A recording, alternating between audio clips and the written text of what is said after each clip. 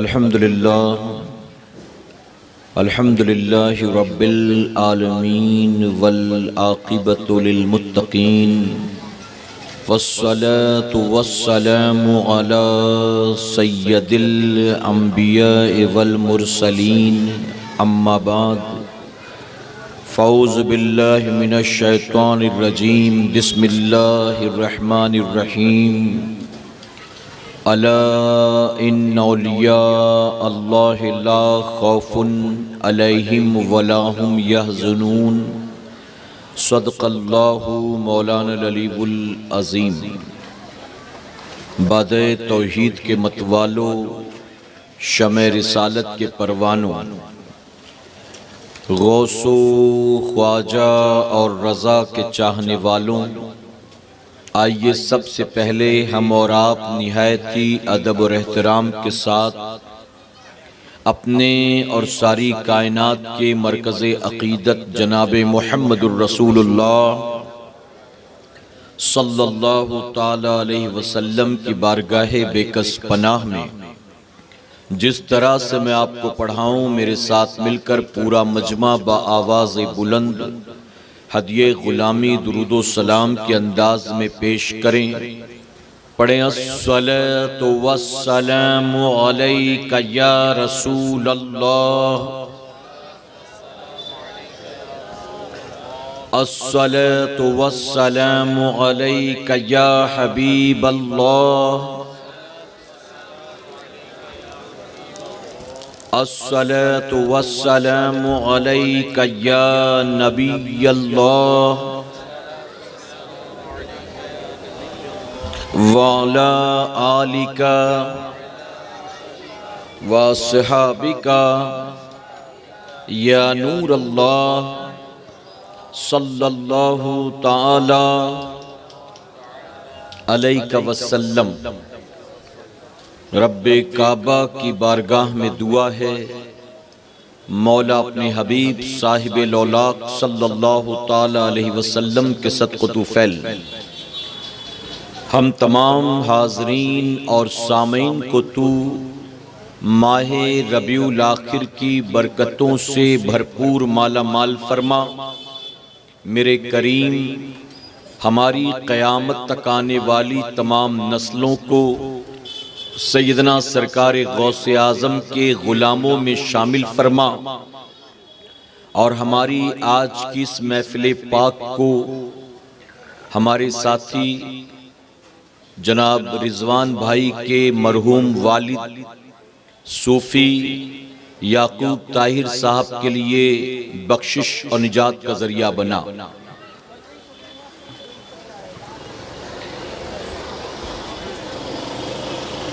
वाह क्या मर्तबा ए गौसे बाला तेरा, वाह क्या मर्तबा ए गौसे बाला तेरा, ऊंचे ऊंचों के सरों से कदम आला तेरा।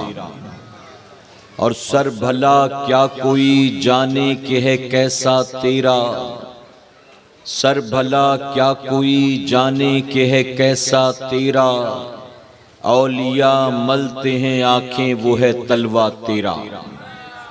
और या रसूल अल्लाह सल्लल्लाहु ताला अलैहि वसल्लम, तेरी सरकार में लाता है रज़ा उसको शफ़ी, तेरी सरकार में लाता है रज़ा उसको शफ़ी, जो मेरा गौस है और लाडला बेटा तेरा। और हमारे दीन की हक़ानियत के ये दोनों शाहिद हैं, हमारे दीन की हक़ानियत के ये दोनों शाहिद हैं, मोइनुद्दीन अजमेरी मुहीउद्दीन जीलानी। मेरे प्यारे आका अलैहिस्सलातु तस्लीम के प्यारे दीवानों, कुर्ला कुरैश नगर की सरजमीन पर आज ये होने वाला इज्तिमा एक दावती इज्तिमा है। आलमी तहरीक सुन्नी दावत इस्लामी का 29वां 3 रोज़ा आलमी सालाना सुन्नी इज्तिमा इंशाअल्लाह वादी नूर आज़ाद मैदान में 27, 28 और 29 दिसंबर को होने जा रहा है। उसी इज्तमा की दावत को आप तक पहुंचाने के लिए आज की रात इस इज्तमा को मुनक्किद किया गया है। यानी इस छोटी महफिल में आपको एक बहुत बड़ी महफिल की तरफ दावत देने के लिए जमा किया गया है। मेरे प्यारे आका अलैहिस्सलातु तस्लीम के प्यारे दीवानों, मस्जिद के अंदर जब अल्लाह और उसके रसूल सल्लल्लाहु अलैहि वसल्लम के जिक्र पाक की महफिलें सजती हैं या मस्जिद में जब कुरान और हदीस बयान की जाती है तो उसमें ज्यादा तादाद में लोग आमतौर पर हाजिर नहीं होते हैं और न आने वालों के पास एक बहुत ही आसान उज्र होता है कि क्या करें, हम जहां नौकरी करते हैं वहां खड़े होकर पेशाब करना पड़ता है, क्या करें, हम जहां कॉलेज में पढ़ते हैं वहां पर पेशाब करने के बाद कोई तहारत का इंतजाम नहीं है, यानी पानी वगैरह का इंतजाम नहीं है। तो लोग इस तरह के बहाने करके अल्लाह के घर में आने से बचने की कोशिश किया करते हैं। इसीलिए मस्जिद से बाहर निकलकर लोगों को जमा करके उन तक दीन की दावत देना और उन तक दीन का पैगाम पहुंचाना आज के दौर में बहुत जरूरी हो गया है। और अगर मैं कहूं तो गलत नहीं होगा, यूं बाहर निकलकर लोगों को अल्लाह की तरफ बुलाना ये भी मेरे आका सल्लल्लाहु अलैहि वसल्लम की सुन्नत मुबारका है कि मेरे आका सल्लल्लाहु अलैहि वसल्लम ने जब अल्लाह के हुक्म पर ऐलान नबूवत फरमाया था तो आपने भी तमाम मक्के वालों को जमा करके एक पहाड़ी पर खड़े होकर फरमाया था कि लोगों, मैं अल्लाह का आखिरी नबी बनकर आया हूं, मैं तुम्हें अल्लाह की तरफ बुलाता हूं। अब तुम में से कोई मुझे मोहम्मद इब्न अब्दुल्लाह कह के नहीं बुलाएगा, बल्कि अब तुम मुझे मोहम्मदुर रसूलुल्लाह कह के बुलाओगे।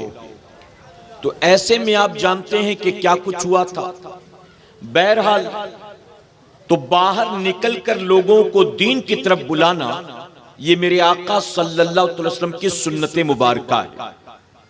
और इसी पर हजारों साल से सहाबा इकराम, ताबईन इकराम, तबे ताबईन इकराम, मुजद्दिदीन इकराम और सूफिया इकराम की जमातें अमल करती रही हैं।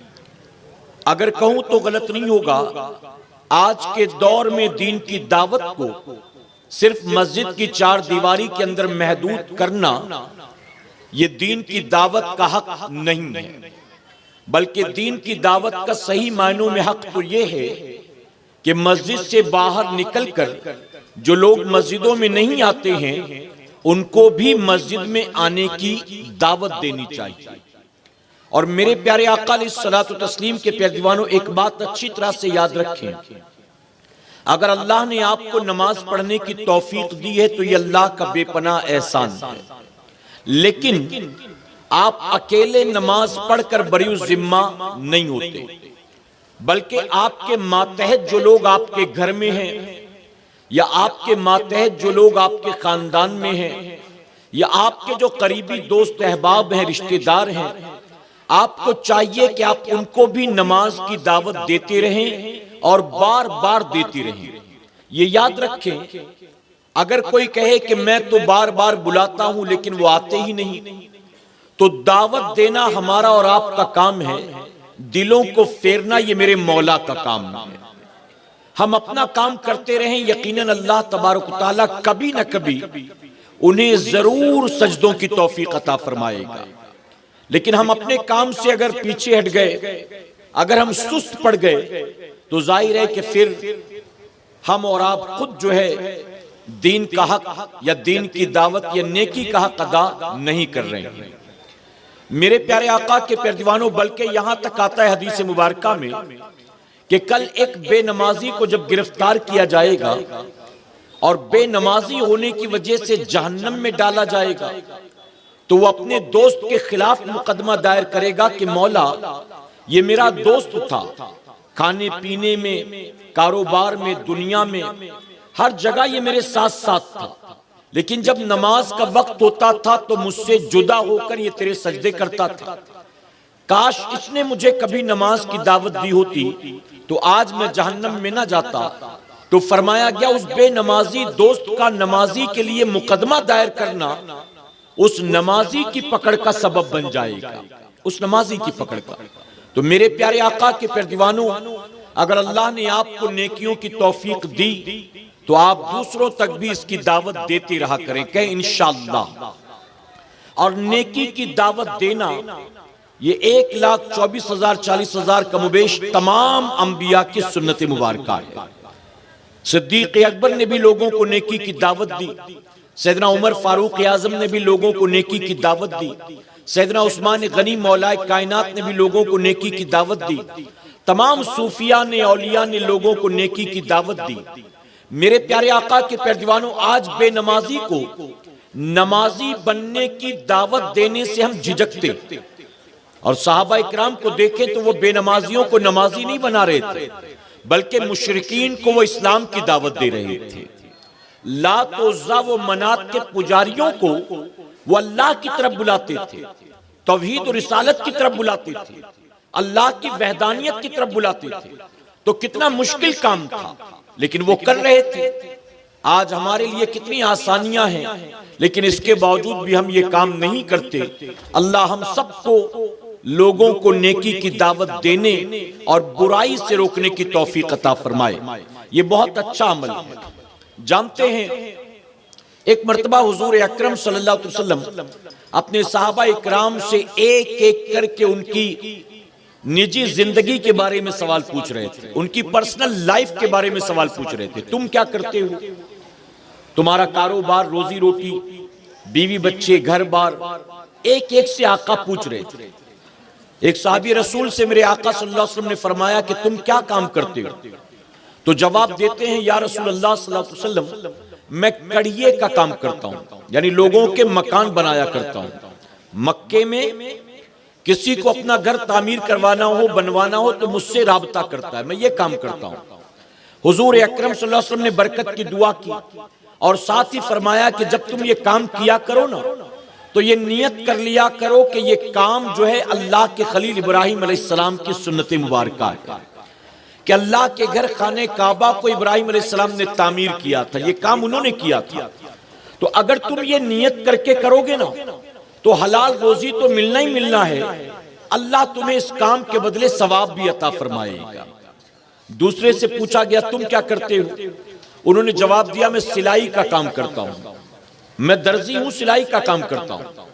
तो हुजूर अकरम सल्लल्लाहु अलैहि वसल्लम ने उनके लिए बरकत की दुआ की और फरमाया कि जब तुम ये काम किया करो ना, तो तुम नियत कर लिया करो कि तुम अल्लाह के नबी इदरीस अलैहिस्सलाम की सुन्नत पर अमल कर रहे हो। रोजी में अल्लाह बरकत भी देगा, सुन्नत पर अमल करने का सवाब भी अता फरमाएगा। तीसरे ने कहा, मैं लोहे का काम करता हूं, मैं लोहे की चीजें बनाता हूं, बाजार में बेचता हूं। हुजूर अकरम सल्लल्लाहु अलैहि वसल्लम ने बरकत की दुआ दी और कहा, जब तुम ये काम करो तो नियत कर लिया करो कि तुम अल्लाह के नबी दाऊद अलैहिस्सलाम की सुन्नत पर अमल कर रहे हो। अल्लाह तुम्हें रोजी में बरकत भी देगा, सुन्नत पर अमल का सवाब भी देगा। एक एक के बाद आखिरी जो सहाबी थे खामोश बैठे थे कोने में, हुजूर अकरम सल्लल्लाहु अलैहि वसल्लम ने फरमाया कि तुम क्या करते हो? तो अर्ज करते हैं, या रसूलल्लाह सल्लल्लाहु अलैहि वसल्लम, मैं कुछ भी नहीं करता हूं, यानी मैं बेरोजगार हूं, जॉबलेस हूं, मेरे पास इस वक्त कोई काम नहीं। तो हुजूर अकरम सल्लल्लाहु अलैहि वसल्लम फरमाते हैं कि तुम लोगों को नेकी की दावत दिया करो और लोगों को बुराई से रोका करो। अगर तुम ये करोगे ना, अल्लाह तुम्हें मेरी सुन्नत पर अमल करने का सवाब अता फरमाएगा। और अगर मैं कहूं तो मुबालगा नहीं होगा, ये सिर्फ मेरे नबी की सुन्नत नहीं है, बल्कि ये तो वो सुन्नत है जिस पर तमाम नबियों ने अमल किया है, कि हर नबी अपनी उम्मत को, हर नबी अपनी कौम को, हर नबी अपने दौर के इंसानों को बुराई ही से रोकने के लिए आया था और भलाई की दावत देने के लिए आया था। तो मेरे प्यारे आका के प्यारे दीवानों, जब अल्लाह मौका दे तो लोगों को नेकी की दावत दिया करो। और हमारा ये आज का इज्तिमा एक दावती इज्तिमा है, हम आपको नेकी की दावत देने के लिए यहाँ पर आए हुए हैं। उन्वान रखा है साथियों ने, जश्न गौसुल वरा। अच्छा है, गौसे आजम की निस्बत, हम और आप तो निस्बत वाले लोग हैं ना, और ये निस्बतें बहुत बड़ी दौलत हुआ करती हैं।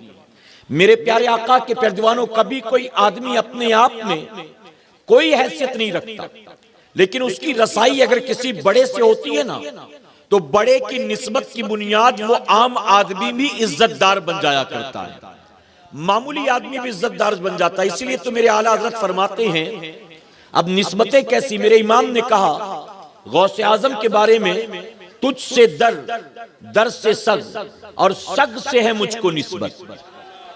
डायरेक्ट गौसे आजम से भी नहीं, तुझसे दर, दर से सग, और सग से है मुझको निस्बत। मेरी गर्दन में भी है दूर का पट्टा तेरा, मेरी गर्दन में। और जानते जब ये निस्बतें मिल गई, जब ये गर्दन में पट्टा आ गया, तो फिर क्या हुआ, मामूली नहीं रहे, बल्कि आला हज़रत फरमाते इस निशानी के जो सग हैं नहीं मारे जाते, इस निशानी के जो सग हैं नहीं मारे जाते, हश्र तक मेरे गले में रहे पट्टा तेरा, हश्र तक। कहें आमीन। तो हम निस्बत वाले लोग हैं। ये महीना भी गौसे आजम की निस्बत का, और आज का इज्तमा भी गौसे आजम की निस्बत का, जश्न गौसुल वरा। मेरे प्यारे आका अलैहिस्सलातु तस्लीम के प्यारे दीवानों, आज इस उन्वान के तहत मैं आपको चंद अहम अहम बातें समझाने की कोशिश करूंगा इंशाअल्लाह। और मैं उम्मीद करता हूं कि जिस्म के साथ शुरू से आखिर तक जितने लोग बैठे हैं, ज़हन को भी हाजिर रखकर मेरी गुफ्तगू सुनेंगे, इस नियत के साथ कि अल्लाह इन बातों को समझकर दिल के निया खाने में जगह दे, और तमाम उम्र रब इस पर अमल की तौफीक अता फरमाए। मेरे प्यारे आका के प्यारे दीवानों, देखिए अल्लाह का वली हकीकत में कौन होता है। अल्लाह का वली, ये विलायत का मकाम कोई मामूली मकाम नहीं है, मामूली दर्जा नहीं है, बल्कि अल्लाह रब्बुल इज्जत फरमाता है, हदीस कुदसी, बंदा नवाफिल की कसरत की बुनियाद मेरा वली बन जाता है। कब बनता है? नवाफिल की कसरत की बुनियाद मेरा वली बन जाता है। और आप जानते हैं कि नवाफिल ये सबसे आखिर में, सबसे पहली जो चीज है वो है फराइज, उसके बाद है वाजिबात, उसके बाद है सुन्नतें, उसके बाद जाकर नंबर आता है नवाफिल का। और अल्लाह रब्बुल इज्जत फरमाता है कि वो जो आखिरी चीज है ना, जब बंदा उस पर सख्ती से अमल करता है, तब मैं उसको अपना वली बनाता हूं।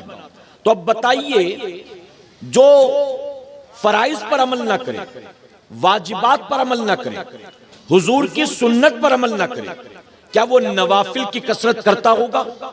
और अगर कोई करता भी हो, मान लो जोहर नहीं पढ़ता, असर नहीं पढ़ता, मगरिब नहीं पढ़ता, फज्र नहीं पढ़ता, इशा नहीं पढ़ता, तहज्जुद पढ़ता है, रमजान शरीफ के रोजे नहीं रखता, हर महीने में अय्याम बैस के रोजे पाबंदी से रखता है, ज़कात फर्ज है नहीं निकालता, लेकिन दिन भर खूब सदका खैरात करता रहता है, नवाफिल की कसरत तो करता है, लेकिन फराइज और वाजिबात और सुन्नत की पाबंदी नहीं करता, तो उसके बारे में क्या हुक्म है? तो हदीस मुबारका में आता है, सैयदना उमर फारूक आजम रज़ियल्लाहु अन्हु से रिवायत फरमाते हैं, जिस बंदे पर फर्ज का कर्ज बाकी हो, अल्लाह उसके नवाफिल को कबूल नहीं करता है। जिस पर फर्ज का कर्ज बाकी, अल्लाह उसके नवाफिल को कबूल नहीं करता। मिसाल, एक आदमी एक वक्त की नमाज नहीं पढ़ता, लेकिन अल्लाह ने दौलत से नवाजा है, हर मोहल्ले में, हर शहर में, हर गांव में मस्जिदें तामीर करवाता है, काम तो बहुत अच्छा कर रहा है, अल्लाह इस पर सवाब भी देगा, लेकिन मस्जिदें तामीर कराने से उसका नमाज ना पढ़ना क्या माफ हो जाएगा? रमजान शरीफ के रोजे नहीं रखता, लेकिन पूरे महीने खूब इफ्तार कराता है, रोजाना 2 लाख रुपए की इफ्तारी करवाता है लोगों को, बहुत अच्छा काम कर रहा है, लेकिन इस काम के एवज उसका रमजान शरीफ के रोजे न रखना क्या अल्लाह माफ फरमा देगा? अपने बूढ़े माँ बाप की खिदमत नहीं करता, बूढ़े माँ बाप को झिड़कियां देता, इज्जत नहीं करता, उनकी फिक्र नहीं करता, लेकिन औरों के लिए वृद्धा आश्रम बनाकर रखा है उसने, ओल्ड एज हाउस बनाकर रखा है, जहां पर बहुत सारे बूढ़े बूढ़ियां रहते हैं, वहां पर उनकी सेवा चाकरी होती है, वहां उनके खाने पीने, दवा, इलाज का इंतजाम सब कुछ है, लेकिन अपने माँ बाप की इज्जत नहीं करता, अपने माँ बाप के हक अदा नहीं करता। क्या वो औरों की सेवा करने के बाद अपने माँ बाप के हुकूक की तलफी करेगा तो अल्लाह माफ फरमा देगा? तो जब तक बंदा फराइज को अदा ना करे, नवाफिल को भी अल्लाह कबूल नहीं करता। तो नवाफिल कबूल होंगे उस वक्त जब पहले की तमाम चीजें उसने अदा की हो, फराइज, वाजिबात, सुन्नतें, तब नवाफिल अल्लाह कबूल करेगा।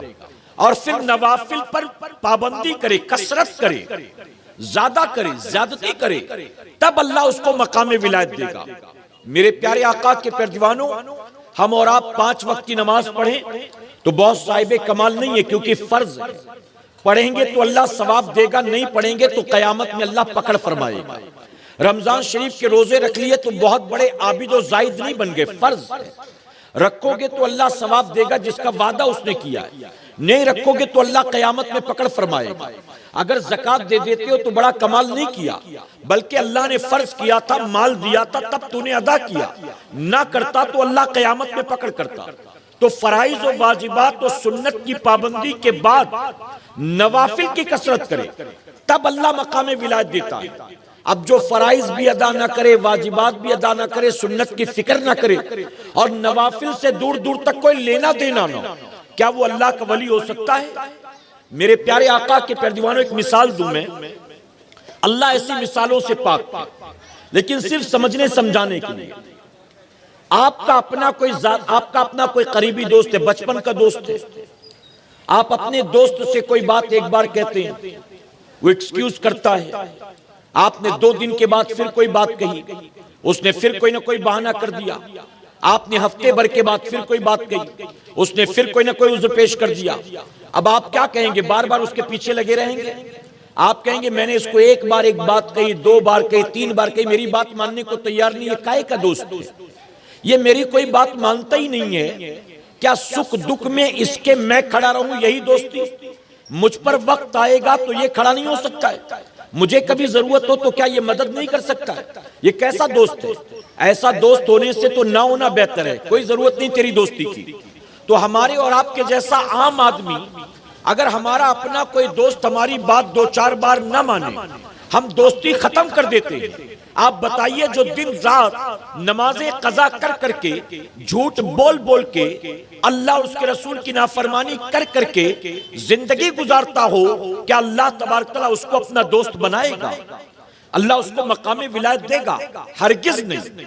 उसको मुमकिन है कि मुरीदों ने वली बना दिया, उसको मुमकिन है कि माल और दौलत ने वली बना दिया, उसको मुमकिन है कि उसके चाहने वालों ने वली बना दिया, लेकिन अल्लाह उसे मकाम विलायत नहीं देता जो आदमी अल्लाह और उसके रसूल का फर्माबरदार नहीं होता। और मेरे प्यारे आका के प्यारे दीवानों, जब बंदा मकाम विलायत पर फायज होता है तो जानते हैं फिर क्या होता है? हदीस मुबारका में आता है कि अल्लाह तबारक तआला जब अपने किसी बंदे को वली बना लेता है तो जिब्राइल अलैहिस्सलाम को बुलाता है और फरमाता है, जिब्राइल मैं फला बंदे से मोहब्बत करता हूं, तुम भी उससे मोहब्बत करो। फिर जिब्राइल अलैहिस्सलाम आसमान पर ऐलान करते हैं, अर्श के फरिश्तों, अल्लाह ने फला बंदे को वली बना लिया। अल्लाह मोहब्बत करता है उस बंदे से, मैं मोहब्बत करता हूं उस बंदे से, तुम भी उस बंदे से मोहब्बत करो। फिर फरमाया गया तमाम आसमान के फरिश्ते उससे मोहब्बत करने लग जाते हैं। फिर अल्लाह अपने उस वली की मोहब्बत को खुद बखुद जमीन वालों के दिलों में डाल देता है। यानी जिसको अल्लाह महबूब बना ले, फिर वो जिब्राइल का भी महबूब होता है, फरिश्तों का भी महबूब होता है, और अल्लाह जमीन वालों के दिल में भी उसकी मोहब्बत को पैदा फरमा देता है। जमीन वालों के दिल में हम में से कितने हैं जिन्होंने गौसे आजम को देखा है? हम में से कितने हैं जिन्होंने गरीब नवाज को देखा है? अरे हमने तो माथे की निगाहों से अब तक गौसे आजम का गुंबद भी नहीं देखा। तस्वीरें देखी हैं, वीडियो देखा है, लेकिन माथे की निगाहों से अब तक तो उनकी कब्र अनवर की भी जियारत नहीं की है, उनके शहर में भी नहीं गए। हमने एक वक्त की नमाज उनके पीछे पढ़ा नहीं है, हमने उनसे कभी मुसाफा किया नहीं है, हम उनकी महफिल में कभी बैठे नहीं हैं। फिर हमारे दिलों में ये मोहब्बत कैसे पैदा हो गई? तो याद रखें, ये मोहब्बतें आज बच्चे बच्चे के दिल में जो गौसे आजम की पाई जाती है, गरीब नवाज की पाई जाती है, मखदूम माहिमी की पाई जाती है, मखदूम की चौचा की पाई जाती है, महबूब इलाही की पाई जाती है, साबिर पाक की पाई जाती है। ये मोहब्बतें माँ बाप ने पैदा नहीं किया है, बल्कि जिस रब ने इन्हें मकामे विलायत दिया है, उसी रब ने अपने बंदों के दिलों में अपने वली की मोहब्बत को पैदा फरमा दिया। ये अल्लाह के वली की मोहब्बत बहुत अजीम सरमाया है, बहुत अजीम दौलत है। ये मोहब्बत मामूली शय नहीं है मेरे भाई। नबी करीम सल्लल्लाहु अलैहि वसल्लम ने फरमाया, जो जिससे मोहब्बत करेगा कल कयामत के दिन उसको उसी के साथ उठाया जाएगा। गौसे आजम की 11वीं मनाने वालों, गौसे आजम के नाम पर जुलूस निकालने वालों, गौसे आजम के नाम पर लंगर लुटाने वालों, गौसे आजम के नाम के नारे लगाने वालों, गौसे आजम के नाम पर महफिलें सजाने वालों, ये सब कुछ कर करा के तुम गौसे आजम की मोहब्बत का सबूत देते हो। और अगर अल्लाह ने ये मोहब्बत करना कबूल कर लिया तो तुम कितने ही निकम्मे नाकारे क्यों ना हो, अल्लाह महबूब के फरमान के सदके कयामत में गौसे आजम के कदमों में जगह अता फरमाएगा। और जिसको कयामत में गौसे आजम के कदमों में जगह मिल गई फिर उसको किसी और के सहारे की जरूरत नहीं होगी। इसलिए उस्ताद ज़मन मौलाना हसन रजा फरमाते हैं, ढूंढा ही करें सदरे कयामत के सिपाही, ढूंढा ही करें सदरे कयामत के सिपाही, वो किसको मिले जो तेरे दामन में छुपाओ, वो किसको मिले जो तेरे दामन में छुपाओ। तो मेरे प्यारे आका के पैरदीवानों, गौसे आजम की मोहब्बत कयामत में उनके दामने करम में जगह पाने का सबब बनेगी इंशाअल्लाह। और गौसे आजम क्या फरमाते जानते हो? गौसे आजम तो फरमाते, मेरा मुरीद उस वक्त तक नहीं मरेगा जब तक कि अल्लाह उसे गुनाहों पर तौबा की तौफीक ना अता फरमा दे। और मोहब्बत से कहें, गौसे आजम फरमाते, मेरा मुरीद उस वक्त तक नहीं मरेगा जब तक कि अल्लाह गुनाहों पर तौबा की तौफीक न दे दे। अब जानते यहां पर यकीन जाने कि जो गौसे आजम से सच्ची अकीदत रखने वाला होगा, रब यकीनन गौसे आजम के फरमान के सदके उस बंदे को मौत आने से पहले जरूर तौबा की तौफीक अता फरमाएगा। इसलिए तो मेरे इमाम ने कहा, जब इतना गौसे आजम की गुलामी में इतना बड़ा इनाम है तो फरमाते, कादरी कर, कादरी रख, कादरियों में उठा, कादरी कर, कादरी रख, कादरियों में उठा, कद्र अब्दुल कादरे कद्र कुदरत नुमा के वास्ते। मेरे प्यारे आका के पैरदीवानों, हम किसी भी सिलसिले के मुरीद, हम सिर्फ कादरी ना हो, कोई अपने आप को चिश्ती कहलाता हो, नक्शबंदी कहलाता हो, कोई स्वरवर्दी कहलाता हो, कोई रजवी कहलाता हो, कोई बरकाती कहलाता हो, कोई नूरी कहलाता हो, कोई अशमदी कहलाता हो, जिस सिलसिले से भी आप जुड़े हुए, आपके तमाम सिलसिले यकीन जाने हुजूर गौसे आजम से जाकर मिलते हैं। तमाम सिलसिले हम जिससे मुरीद हुए वो हमारे पीर हैं। और जानते हो, गौसे आजम सिर्फ हमारे पीर नहीं है, वो तो पीरों के पीर हैं, रोशन जमीर हैं। गौसे आजम पीरों के पीर हैं, तो हमारे जो पीर हैं उनके भी पीर गौसे आजम, और तमाम सलासिल के जितने भी पीर हैं उन सब के पीर गौसे आजम। मेरे प्यारे आका के पैरदीवानों, यहां पर बहुत सारी रिवायतें हैं ऐसी जो मैं बयान करूं तो वक्त नाकाफी होगा गौसे आजम की अजमत। और आप जानते हैं कि मैं आमतौर पर करामात बयान करने का कायल नहीं, उसकी वजह कि अल्हम्दुलिल्लाह हम खुश अकीदा सुन्नी मुसलमान कहें अल्हम्दुलिल्लाह। अच्छा, बाज लोग करामात बयान करते हैं ना, तो करामात बयान करते हुए भी डरते हैं कि मैं ये बयान तो करने जा रहा हूं, लेकिन अगर कोई पूछ बैठा तो फिर मैं कहां से जवाब दूंगा, तो डर डर के करामात बयान करते हैं। लेकिन अल्हम्दुलिल्लाह हमारा ये मामला नहीं है, हम वलियों की करामात डर डरा कर बयान नहीं करते, डंके की चोट पर बयान किया करते हैं। उसकी वजह कि औलिया इकराम की करामात ये सच्ची हिकायात से या अलिफ लैला की दास्तानों से नहीं साबित है, बल्कि औलिया की करामत तो कुरान और हदीस से साबित है। अल्लाह खुद कुरान मुकद्दस में असहाबे काफ की और सुलेमान अलैहिस्सलाम की उम्मत के वली की करामत को बयान फरमाता है। अल्लाह कुरान मुकद्दस में वलियों की करामत बयान करता है। बुखारी शरीफ, मुस्लिम शरीफ, इब्ने माजा, अबू दाऊद, निसई, तिरमिजी में मेरे नबी वलियों की करामत बयान करते हैं।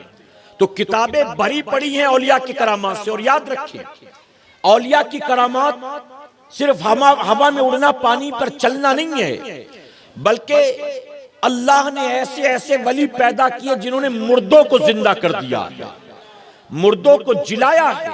और इस लिस्ट में सबसे ऊपर गौसे आजम का नाम आता है। जब भी किसी ने ऐतराज किया, जब भी किसी ने ऐतराज किया, गौसे आजम ने फौरन जो है उसका जवाब दिया है मुर्दे को जिलाकर, मुर्दे को जिलाकर। मेरे प्यारे आका के पैरदीवानों, एक मर्तबा गौसे आजम खुतबा दे रहे थे बगदाद की मस्जिद में। आप हुजूर के फजाइल, हुजूर की अजमत, हुजूर की शान, हुजूर का इख्तियार बयान कर रहे थे। एक यहूदी बाहर खड़ा था। जब तकरीर मुकम्मल हो गई तो उसने कहने लगा कि ए अब्दुल कादिर, अपने नबी की तो बड़ी बड़ाइयां कर ली, लेकिन बता तेरे नबी ने कभी कोई मुर्दा जिंदा किया है? अपने नबी की इतनी खूबियां तू बयान करता है, बता तेरे नबी ने कभी कोई मुर्दा जिंदा किया? गौसे आजम फरमाते हैं कि मैं अपने नबी की क्या शान बयान करूं, मैं अपने नबी की क्या शान बयान करूं? अरे मुर्दा जिंदा करने की बात है, मैं तो उनके गुलामों का गुलाम हूं, चल मैं खुद मुर्दा जिंदा करके दिखा देता हूं। उसने कहा आप करोगे? गौसे आजम फरमाते हैं हाँ कर दूंगा। कहा चलिए। वो भी बड़ा चालाक था। वो आपको लेकर बगदाद के सबसे पुराने कब्रिस्तान में गया और कब्रिस्तान में जाकर उसने देखा जो सबसे पुरानी कब्र थी, टूटी फूटी धसी हुई। कहा इसको जिला दीजिए। गौसे आजम फरमाते हैं कि ठीक है, अगर मैं इसको जिला दूंगा तो तू क्या करेगा? उसने कहा फिर आप जो कहेंगे मैं वो करूंगा, आप जो कहेंगे मैं वो करूंगा। आपने फरमाया ठीक है फिर तैयार हो जा। आपने अल्लाह का नाम लिया और फरमाया कुन बिइज़्निल्लाह, अल्लाह के इज़्न से जिंदा हो जाओ। इतना कहना था। यहां दो रिवायतें मुख्तलिफ मिलती हैं। एक रिवायत में आया कि 300 साल पहले बनी इसराइल की एक औरत थी, वो अपनी कब्र से जिंदा निकल आई। बनी इसराइल की औरत थी, वो कब्र से जिंदा निकल आई।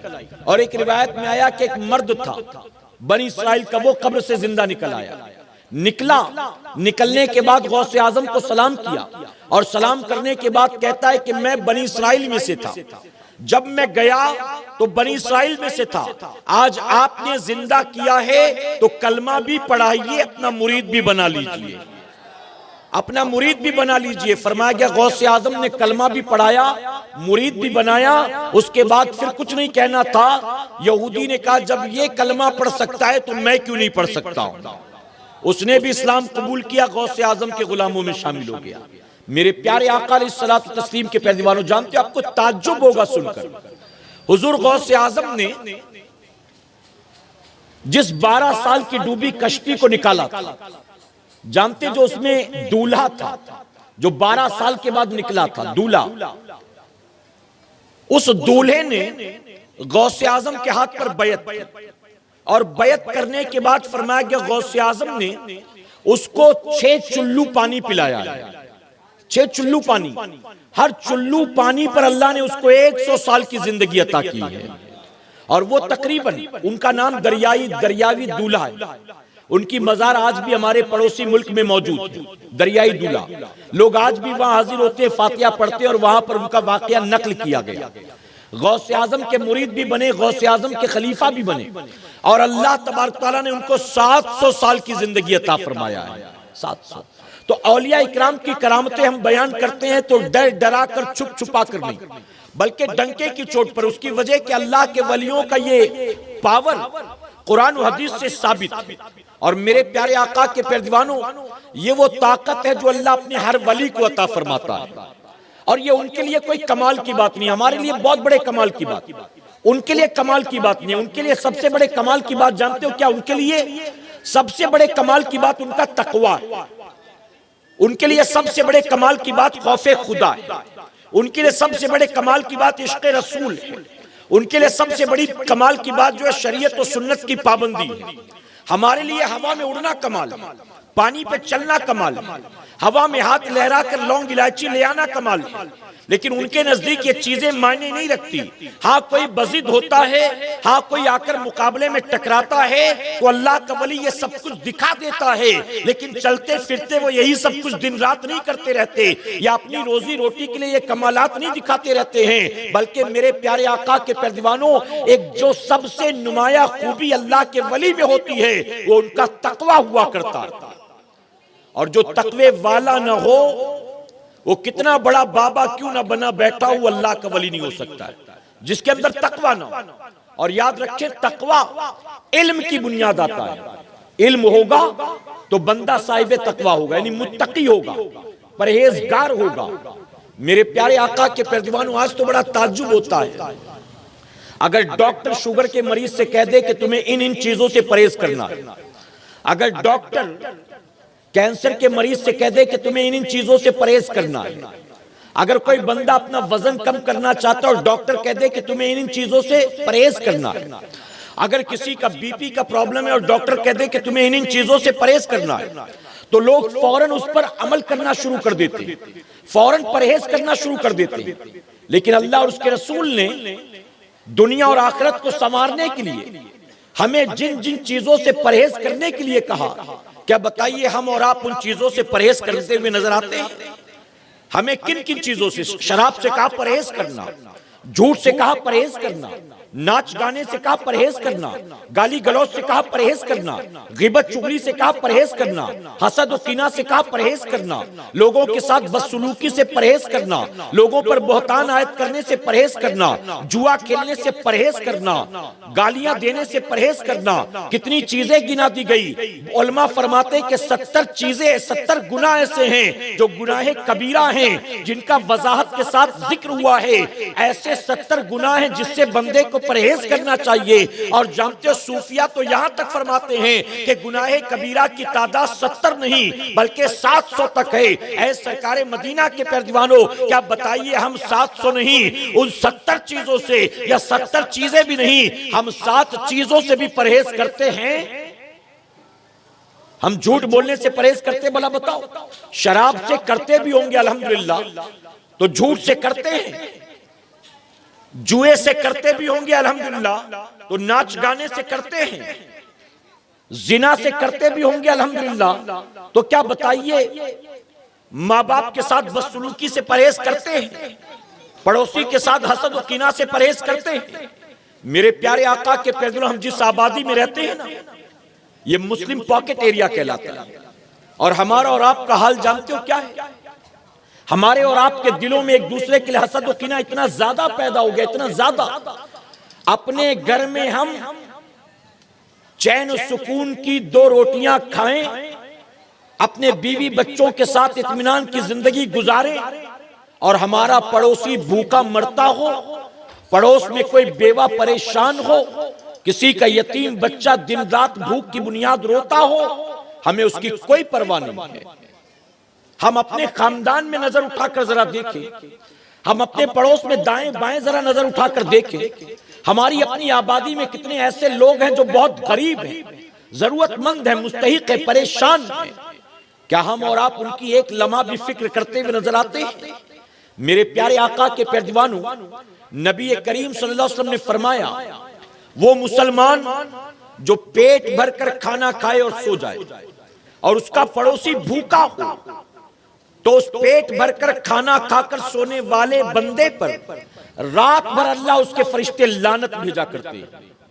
अब यहां पर एक गौर करने के लायक चीज है, हुजूर अकरम सल्लल्लाहु अलैहि वसल्लम ने फरमाया जिसका पड़ोसी भूखा हो, उसके साथ मुसलमान पड़ोसी मेंशन नहीं किया। जिसका मुसलमान पड़ोसी भूखा, और नबी ने ऐसा नहीं फरमाया, सिर्फ कहा पड़ोसी, क्योंकि मेरे आका जानते थे दुनिया के तमाम मुसलमानों को पड़ोसी भी मुसलमान ही मिलेंगे, जरूरी नहीं है, बल्कि मुसलमान का पड़ोसी गैर मुस्लिम भी हो सकता है, ईसाई भी हो सकता है, यहूदी भी हो सकता है, नास्तिक भी हो सकता है, मुशरिक भी हो सकता है। अगर तुम्हारा पड़ोसी है तो तुम पर उसका यह हक है कि जब तुम अपने घर में इत्मीनान और सुकून से खाया करो, अपने पड़ोसी का भी तुम जरूर ख्याल रखा करो। ये किसकी तालीमात है? मेरे नबी की तालीमात। और इसी तालीमात पर आपको तमाम सूफिया अमल करते हुए नजर आएंगे। तमाम सूफिया औलिया इकराम की मज़ारात पर आप जाएं, सिर्फ उनके जीते जी लंगर नहीं बांटे जाते थे, बल्कि तारीखें उठाकर देखे सैकड़ों साल हो गए वो अपनी कब्रों के अंदर आराम कर रहे हैं, लेकिन जिस लंगर को उन्होंने जारी किया था, आज भी उनके नाम का लंगर यूं ही जारी हो सारी है। कहां से आता है? कौन लाता है? उसके लिए कौन निकलता है चंदे जमा करने? कौन जाता है राशन खरीदने? कौन जिम्मेदारी के साथ पकाता है? कौन बांटता है? कौन जानता है? अल्लाह के वली ने किया, अल्लाह ने ऐसा निजाम सेट कर दिया कि उनके बाद भी वो सिलसिला जारी रहेगा। हम और आप करते हैं? भला बताइए। हम अपने घर की बासी रोटियां तो फेंकने के लिए तैयार हैं, हम अपने घर में बची हुई दाल सालन और चावल तो दूसरे दिन नाली में फेंक देंगे, लेकिन पड़ोसी के यहां हम कभी कोई चीज देने के लिए तैयार नहीं।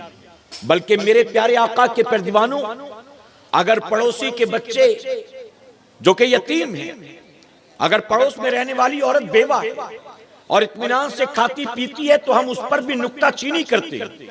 इसके पास पता नहीं कहां से आता है, कौन कमाने वाला है, इसके बच्चों ने नया जोड़ा पहना, कौन लाकर दिया होगा, कहीं कोई मामला तो नहीं, हम फौरन इसमें लग जाते हैं, जबकि हम कभी खुद ये काम करते हुए नजर नहीं आते।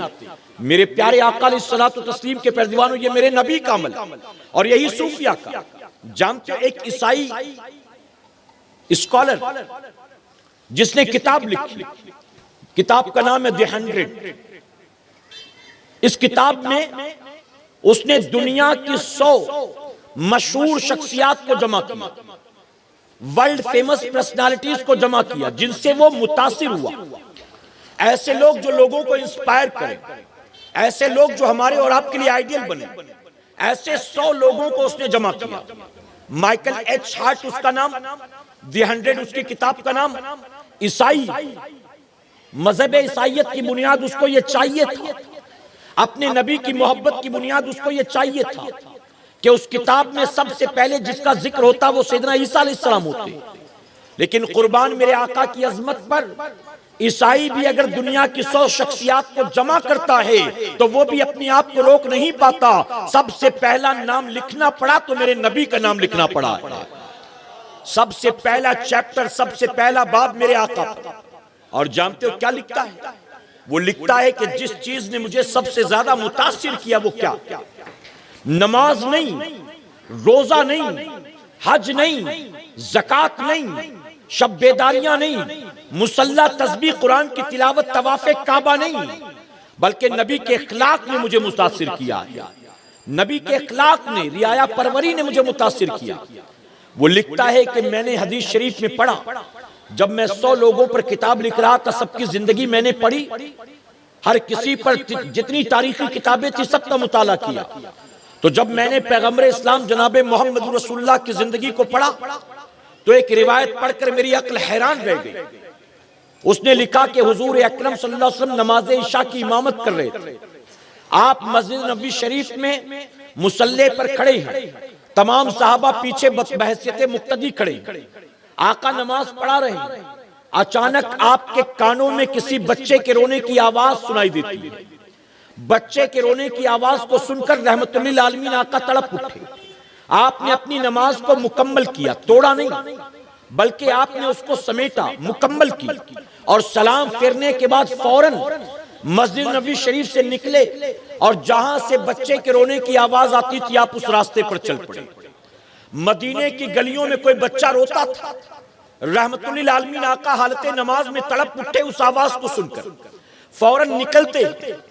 वो शख्स लिखता है कि आप आवाज को फॉलो करते करते करते करते पहुंचे तो मकान एक यहूदी का था।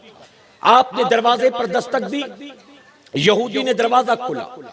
आपने बच्चे से रोने की वजह पूछी तो यहूदी कहने लगा कि बुरा मत मानिए, एक तो मैं बच्चे के रोने से ऐसे ही परेशान, ऊपर से आप मुझसे सवाल पूछते हैं, क्या फायदा पूछकर?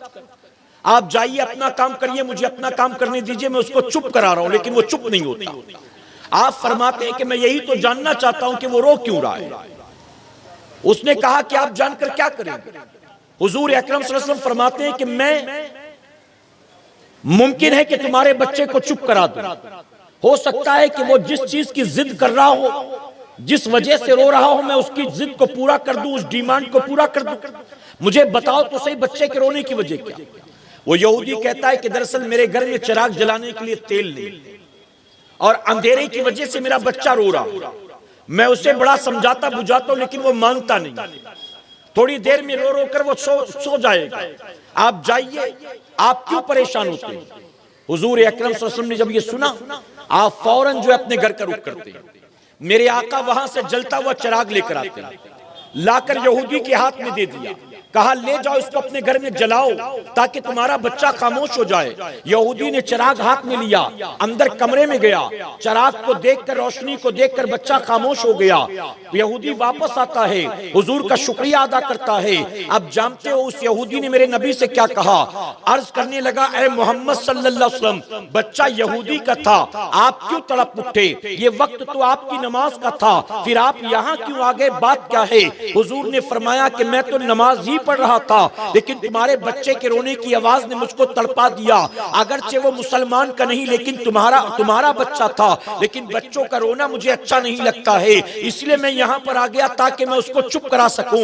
यहूदी ने यह सुना तो इतना मुतासिर हुआ कि मुसलमान का नहीं, यहूदी का बच्चा भी अगर रोता है तो अल्लाह के पैगंबर तड़प उठते हैं। वाकई ये सिफत किसी मामूली इंसान में नहीं हो सकती है, ये शान किसी आम आदमी की नहीं हो सकती है। अब मेरे आका इजाजत लेकर जब जाने लगे तो यहूदी कहता है, आपने घर के चिराग से मेरे घर को रोशन तो कर दिया है, अब जाते जाते कलमा पढ़ाकर मेरे दिल को ईमान से रोशन कर दें।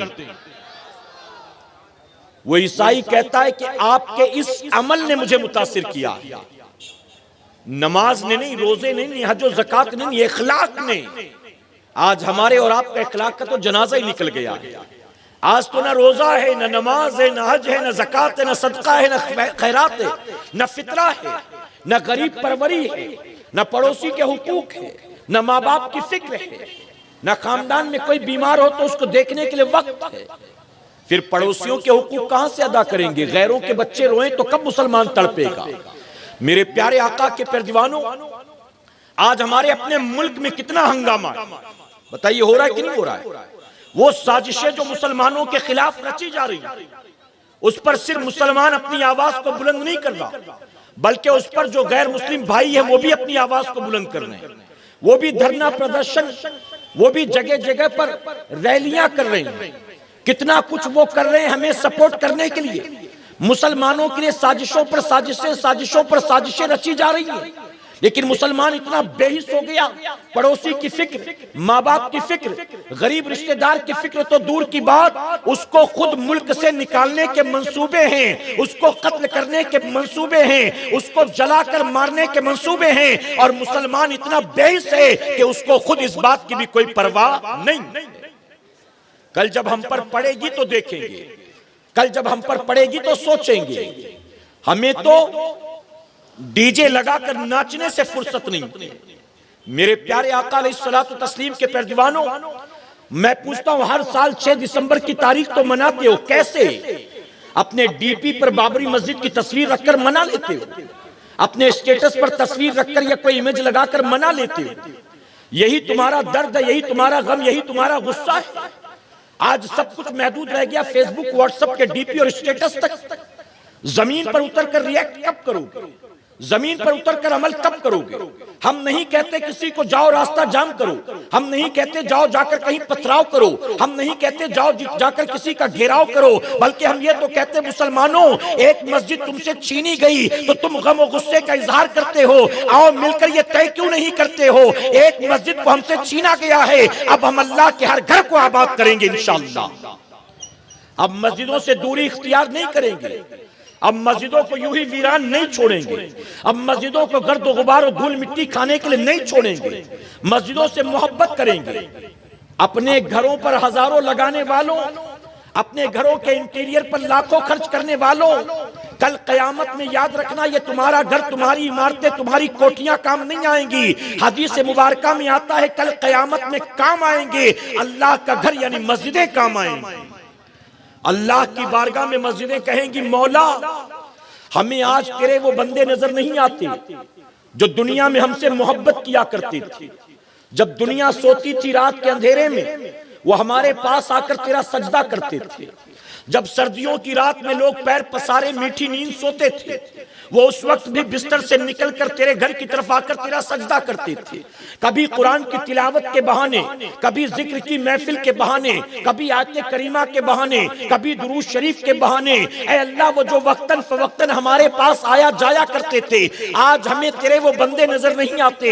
हदीस मुबारका में आता है, रब फरमाएगा, ऐ मस्जिदों में तुम्हें इजाजत देता हूँ, जाओ जाकर तलाश कर लो, दुनिया में जो जो लोग भी तुमसे मोहब्बत करते थे उन सबको अपने साथ लेकर जन्नत में चली जाओ। फरमाया गया मस्जिदें ऐसे नमाजियों को, नेकों को तलाश करेंगी, अपने साथ जन्नत में लेकर जाएंगी। ऐ मुसलमानों, हमारे मकान हमें तलाश नहीं करेंगे, हमारी इमारतें हमें तलाश नहीं करेंगी, हमारी कोठियां हमें तलाश नहीं करेंगी। जिन्होंने 300 करोड़ रुपए लगाकर पूरी की पूरी इमारत तामीर कर ली है, जिन्होंने 2.5-4 करोड़ के दो BHK के और डुप्लेक्स बना रखे हैं। हदीस मुबारका में आता है, कल कयामत के दिन दुनिया के तमाम घर जो हैं उन्हें एक मैदान में तब्दील कर दिया जाएगा। वो प्रेसिडेंट हाउस हो, वो व्हाइट हाउस हो, चाहे वो हमारा अपना महल हो, सबको जमीन में मैदान की शक्ल में तब्दील कर दिया जाएगा। लेकिन वो मस्जिदें जिनको हमने फरामोश कर रखा है, वो मस्जिदें, उनको जमीन में नहीं गिराया जाएगा, बल्कि फरमाया गया मस्जिदें कयामत के दिन जन्नत में दाखिल कर दी जाएंगी।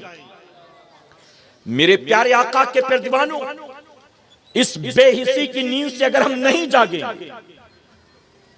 तो सोच लीजिए कि हमारा आने वाला वक्त कैसा खतरनाक होगा।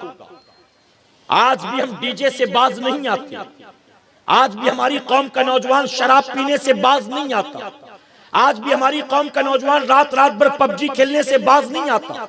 आप निकलकर इसी कुरैश नगर की गली में देखें, मैं टैक्सी स्टैंड की तरफ, कभी गुलिस्तान की तरफ से आता हूं, दरमियान में जो BMC का टॉयलेट बना है, हमारी कौम का नौजवान रात भर उसकी दीवार पर बैठा हुआ मोबाइल में गेम खेलता है। जरा सोचे, जहां बैठा तो ये इज्जत की जगह है, किसी इज्जतदार आदमी को वहां बिठाना पसंद करोगे तुम? अपने बाप से कहोगे यहां बैठो मैं आता हूं थोड़ी देर में, अपनी बीवी से कहोगे यहां बैठो मैं आता हूं थोड़ी देर में, कैसी जगह बैठा हुआ है? वाईफाई का नेटवर्क ओपन मिल जाए तो BMC के टॉयलेट पर भी रात भर बैठने से गुरेज नहीं। रात भर PUBG, रात भर लूडो, रात भर 3 पत्ती, दिन भर टिकटॉक, रात भर फेसबुक, दिन भर व्हाट्सएप, क्या है? मेरे प्यारे आका के प्यारे दीवानों, तबाही बर्बादी के बाद भी शादियों में ढोल बज रहे, बारात पटाखों के साथ निकल रही, हल्दी मेहंदी के नाम पर लड़के लड़कियां गलियों में दौड़ रहे। आज भी कभी पानी को लेकर एक मुसलमान को गाली दे रहा है, कभी कचरे को लेकर एक मुसलमान को गाली दे रहा है, कभी बच्चों को लेकर एक मुसलमान को गाली दे रहा है, कभी तेरे मेरे दरवाजे और गली को लेकर, कूड़े करकट को लेकर एक मुसलमान दूसरे मुसलमान को गाली दे रहा है। होश के नाखून कब लोगे? अपनी जिंदगी को कब बदलोगे? मेरे प्यारे आका अलैहिस्सलातु तस्लीम के प्यारे दीवानों, गौसे आजम से यकीनन प्यार है, गरीब नवाज से मोहब्बत है, इसमें कोई शक नहीं। तमाम सूफिया औलिया सहाबा से मोहब्बत करते हो, अहले बैत से मोहब्बत करते हो, हसनैन करीमैन से मोहब्बत करते हो, इसमें कोई शक नहीं। लेकिन एक बात याद रखो, मोहब्बत जबानी जमा खर्च का नाम नहीं है, मोहब्बत महज मीनारों का नाम नहीं है, मोहब्बत महज जलसे जुलूस का नाम नहीं है, मोहब्बत महज रस्म रिवाज का नाम नहीं है, बल्कि मोहब्बत जिससे बंदा करता है उस पर अपना सब कुछ कुर्बान कर देता है। और जब किसी से मोहब्बत हो जाए तो सिर्फ महबूब के चेहरे मुहरे से मोहब्बत नहीं होती, महबूब के कपड़े लिबास से मोहब्बत नहीं होती, बल्कि जब मोहब्बत दिल में पैदा हो जाए तो महबूब की जूतियों से भी मोहब्बत होती है, महबूब की गलियों से भी मोहब्बत होती है, महबूब की चौखट के कुत्ते से भी मोहब्बत होती है। हम कैसी मोहब्बत करते हैं अपने नबी से कि हम नबी से मोहब्बत के दावे करते हैं, लेकिन उनकी आंखों को ठंडक नहीं पहुंचाते हैं, उनकी सुन्नत पर अमल नहीं करते हैं, उनके फरमान पर अमल नहीं करते हैं। ऐ सरकारे मदीना के प्यारे दीवानों, अगर वाकई गौसे आजम से प्यार है तो गौसे आजम को जिससे प्यार था तो मुझसे प्यार करने की कोशिश करो, अपने इखलाक का इलाज करो, अपने किरदार का इलाज करो, अपने मामलात को संवारने सुधारने की कोशिश करो। मैं एक चुभती हुई बात कहना चाहूंगा जाते जाते, जानते हो आज तो वो दौर आ गया कि कभी कभी एक मुसलमान खुद ये कह बैठता है मजबूरन कि एक बार गैर मुस्लिम के साथ कारोबार कर लेना चलेगा, लेकिन कभी मुसलमान के साथ कारोबार मत करना, क्योंकि मैंने मुसलमानों से बढ़कर धोखा देने वाला किसी को नहीं पाया। लोग ये कहते हैं कि नहीं कहते? भला बताओ, मैंने मुसलमानों से बढ़कर कोई धोखा करने वाला नहीं पाया। मेरी 8 पार्टी, 8 में 6 गैर मुस्लिम है, 2 मुसलमान, उन 6 गैर मुस्लिमों से मुझे इतना खतरा नहीं होता धोखे का, जितना मुझे इनसे डर लगा रहता है। पेमेंट अटक जाए, माल लौटा दे, कभी जितने में लिया फाइनली चेक दे तो उससे कम में दे, डर लगा रहता है हमेशा। और कुछ बोलो तो फिर ऑर्डर देना बंद, जो ले लिया उसका पेमेंट अटक गया, ऐसे मामला। मेरे प्यारे आका के प्यारे दीवानों, क्या है भला बताओ? मेरे नबी सिर्फ सजदों का शौर देने नहीं आए थे, मेरे नबी सिर्फ बंदगी का सलीका देने नहीं आए थे, मेरे नबी सिर्फ नमाज और कुरान और रोजा और ज़कात देने नहीं आए थे। मेरे नबी कयामत तक आने वाली उम्मत के अखलाक को संवारने के लिए आए थे। मेरे नबी कयामत तक आने वाली उम्मत के किरदार को संवारने के लिए आए थे। और मेरे नबी ने खुद इस पर अमल करके दिखलाया, और इसी पर एक एक अल्लाह का वली आपको अमल करता हुआ नजर आएगा। कोई सूफी, कोई वली, कोई अल्लाह का नेक बंदा कभी हुजूर की सुन्नत के खिलाफ आपको अमल करता हुआ नजर नहीं आएगा। बद इखलाक नहीं होगा, बद किरदार नहीं होगा। मेरे प्यारे आका अलैहिस्सलातु तस्लीम के प्यारे दीवानों, जानते एक गैर मुस्लिम पंडित, उसने किताब लिखी हुजूर की सीरत पर। उस किताब का टाइटल है अरब का चांद। आप अगर उसको तलाश करें इंटरनेट पर आपको मिल जाएगी, अरब का चांद। मेरे प्यारे आका के प्यारे दीवानों, उसने जब किताब लिखी ना, तो ऐसा लगता है कि एक एक सफ़े पर मेरे नबी की मोहब्बतों के मोती बिखेर दिए।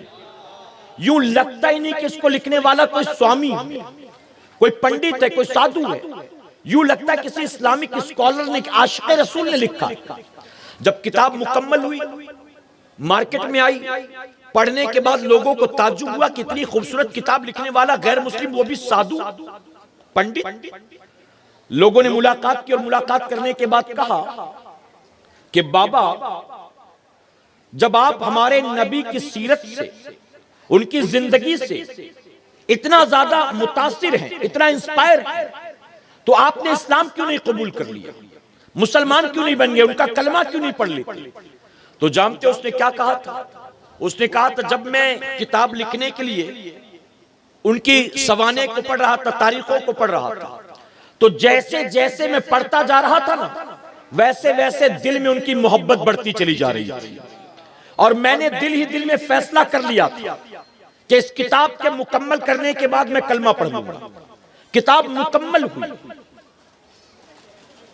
किताब मुकम्मल होने के बाद मैंने सोचा, इससे पहले कि इस्लाम कबूल करूं, जरा मैं चल के आज के मुसलमानों को तो देख लूं। उसकी वजह कि अब उनकी सोहबत तो मुझे मिलेगी नहीं, नबी रहमत की सोहबत तो नहीं मिलेगी, उनका कुर्ब तो नहीं मिलेगा। मैं अगर मुसलमान बन जाता हूं तो अब तो मुझे उनके साथ रहना पड़ेगा जो आज के मुसलमान। तो मैंने आज के मुसलमानों को समझना शुरू किया, देखना शुरू किया।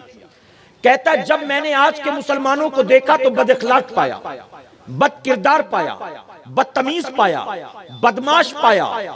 जब उनको मैंने देखा तो उनको खुद अपने नबी की सीरत से हटा हुआ पाया। तो मैंने फौरन ये तय कर लिया कि अगर मुसलमान बनने के बाद इन्हीं के साथ रहना है तो मुसलमान बनने से बेहतर मेरा हिंदू ही रहना है। इसलिए मैंने कलमा नहीं पढ़ा, इस्लाम कबूल नहीं किया। मेरे प्यारे आका के प्यारे दीवानों, आज ये हम सब का हाल है, इल्ला माशाअल्लाह। बताइए, गलत तो नहीं कह रहा हूं मैं? और मैं तो एक चुभती बात कहता हूं मेरे भाई, पड़ोसियों को अपने इखलाक और किरदार से राजी करना तो दूर की बात, अपने घरों में झांक कर देखें। आज जवान बेटों से उनकी माएं नाराज, आज जवान बेटियां अपने बूढ़े बाप को झिड़कती, आज भाई भाई में नहीं बनती, मियां बीवी में नहीं बनती, बहन बहन में नहीं बनती, पड़ोसी पड़ोसी में नहीं बनती। आज हमारे इखलाक और किरदार का जनाजा निकल चुका है। ऐ सरकारे मदीना के प्यारे दीवानों, जश्न गौसुल वरा की महफिल में आए हो, इस महफिल पाक से उठने से पहले पहले ये तय कर लो, हम सिर्फ जश्न मनाने वाले नहीं बनेंगे, हम गौसे आजम के मिशन को अपनाने वाले बनेंगे इंशाअल्लाह। सिर्फ जश्न मनाना और है, मिशन को अपनाना और है। गौसे आजम ने उसी पैगाम को आम किया जिस पैगाम को मेरे नबी ने आम किया था। इखलाक का पैगाम था, किरदार का पैगाम था। अल्लाह और उसके रसूल का कलमा पढ़ाया है, नमाजी बनाया है, कुरान का कारी बनाया है, रोजे के फजाइल बताए हैं, लेकिन दुनिया और आखिरत के साथ इखलाक को भी संवारा है, किरदार और मामलात को भी संवारा है। हमें और आपको अपने ऊपर मेहनत करना है, कहें इंशाअल्लाह। मेरे प्यारे आका के प्यारे दीवानों, आपसी नाइत्तेफाकियों को खत्म करें, कहें इंशाअल्लाह। आपसी मामलात को अच्छा करें, सुधारें, वरना दुनिया तो यूं ही दुश्मन बनी बैठी है। अगर हम भी एक दूसरे के दुश्मन बन जाएंगे तो भला जाएंगे कहां, बताइए। एक कश्ती अगर डूब रही हो, तवज्जो है ना, एक कश्ती अगर डूब रही हो, उस कश्ती में मौजूद तमाम लोग किनारे लगने की कोशिश करें तो मुमकिन है कि वो साहिल तक पहुंच जाएं। और अगर कश्ती में मौजूद तमाम लोग एक दूसरे को धक्का देने लगे तो जाहिर है कि फिर उनमें से कोई एक भी बच पाने वाला नहीं। आज तुमने इसको डुबाया है, कल तुम्हें कोई और डुबाएगा। आज तुमने इसको मारा है, कल तुम्हें कोई और मारेगा। और मेरे प्यारे आका के प्यारे दीवानों, हमारा मजहब मायूसी का मजहब नहीं है। इस्लाम डिप्रेशन की बात नहीं करता है, इस्लाम निगेटिविटी की बात नहीं करता है, इस्लाम लोगों को मायूस नहीं करता है। आज दुनिया में जो कुछ हो रहा है और हमारे मुल्क में भी जो कुछ हो रहा है, हमें मायूस होने की जरूरत नहीं है, हमें डिप्रेस होने की जरूरत नहीं है। याद रखें, हम तो मुट्ठी भर थे मैदाने बदर में, तब भी अल्लाह ने हमको कामयाबी अता फरमाया था। हम तो मुट्ठी भर थे मैदाने करबला में, तब भी अल्लाह ने हम ही को कामयाबी अता फरमाया था। हम तो मोइनुद्दीन अजमेरी की शक्ल में तन्हा थे हिंदुस्तान में, तब भी अल्लाह ने हमको इज्जत अता फरमाया था।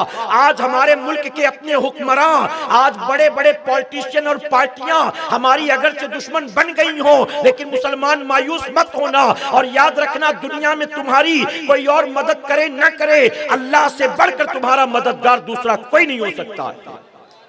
और अल्लाह जिसकी मदद करना चाहे, क्या बताइए कोई उसे मार सकता है? और अल्लाह जिसकी मदद ना करना चाहे, क्या बताइए उसे कोई बचा सकता है? अपनी सारी उम्मीदें अपने घर में मौजूद डॉक्यूमेंट्स पर नहीं, अल्लाह की जात पर लगा दो। सारी उम्मीदें अल्लाह से वाबस्ता कर दो। डॉक्यूमेंट्स जरूरी हैं, आप इस मुल्क के शहरी हैं, आपके पास सारे कागजात होने चाहिए, जरूरी है, रखें, जमा करें। आमतौर पर मुसलमानों का हाल यह है कि वो डॉक्यूमेंट्स भी संभाल कर नहीं रखता है। गलत तो नहीं कह रहा मेरे भाई? अचानक जरूरत पड़े तो आधार कार्ड नहीं मिलता, ढूंढ रहा है, पूरा घर ढूंढ रहा, नहीं मिलता है। अचानक जरूरत पड़े लाइट के बिल की, कि 3 महीने पहले का लाइट का बिल चाहिए, तो नहीं मिलता है। पासपोर्ट ढूंढते हैं, क्योंकि जब से बनवाया तब से कभी बाहर गए नहीं, जरूरत पड़ी नहीं तो कहां रख दिया पता ही नहीं। जब डॉक्यूमेंट्स की जरूरत तो घर में मिलता ही नहीं है, तो डॉक्यूमेंट्स संभाल कर रखो, जरूरत है इस चीज की, हाँ। लेकिन याद रखना, डॉक्यूमेंट्स हो ना हो, अल्लाह जिसकी मदद करना चाहे उसको कोई मदद से रोक नहीं सकता है। और मेरे प्यारे आका के प्यारे दीवानों, अपनी सारी उम्मीदें अल्लाह से वाबस्ता कर दो। यकीनन अगर सब लोगों ने अल्लाह की बारगाह, अल्लाह से लौ लगा दिया, अल्लाह से सुलह कर ली, अल्लाह की इताअत करनी शुरू कर दी, अल्लाह के हबीब की फरमाबरदारी शुरू कर दी, अल्लाह तबारक तआला सुल्तानुल हिंद अताए रसूल गरीब नवाज के सदके हमें फिर से खोई हुई इज्जत अता फरमाए। मेरे प्यारे आका के प्यारे दीवानों, लेकिन हमें अपने आप को बदलना होगा, कहें इंशाअल्लाह। और इसीलिए आलमी तहरीक सुन्नी दावत इस्लामी का 29वां 3 रोजा अजीम उश शान रूह परवर सालाना सुन्नी इज्तिमा वादी नूर आजाद मैदान में हर साल मुनक्किद किया जाता है। आओ तौबा करने के लिए, आओ अपने रब को मनाने के लिए, आओ नबी की सुन्नत पर अमल का जज्बा लेने के लिए, आओ इल्म में इजाफे के लिए, ईमान व अकीदे की हिफाजत के लिए, अमले स्वाले की दावत को आम करने के लिए, अपनी दुनिया और आखिरत को संवारने के लिए, कब्र के अजाब से बचना चाहते हो, वादी नूर में तशरीफ लाओ। जहन्नम की आग से बचना चाहते हो, वादी नूर में तशरीफ लाओ। कयामत के दिन यहूद और नसारा के साथ नहीं, अल्लाह के वलियों के साथ उठना चाहते हो तो वादी नूर में तशरीफ लाओ। 27, 28 और 29 दिसंबर, याद रखें इस महीने का आखिरी हफ्ता 27 दिसंबर जुमा का दिन है। बाद नमाज जुमा रात 10 बजे तक औरतों के लिए इज्तिमा होगा इंशाअल्लाह। 28 दिसंबर शनि शनीचर है, इंशाअल्लाह फजर की नमाज से लेकर 29 दिसंबर बरोज इतवार रात 10 बजे तक मर्दों के लिए इज्तिमा होगा इंशाअल्लाह। 27 को खवातीन इस्लाम को वादी नूर भेजना है, 28 29 को हमें और आपको कसीर तादाद में वादी नूर आना है। बताइए आएंगे इंशाअल्लाह। रिसालत के परवानों, हर सनीचर को बाद नमाज इशा सुन्नी दावत इस्लामी के आलमी मरकज इस्माइल हबीब मस्जिद में सुन्नी इज्तिमा होता है। आप हजरात पाबंदी के साथ इसमें शिरकत फरमाएं। सुन्नी दावत इस्लामी की वेबसाइट sunnidawatislamI.net पर विजिट करें और बहुत सारी दीनी मालूमात हासिल करें।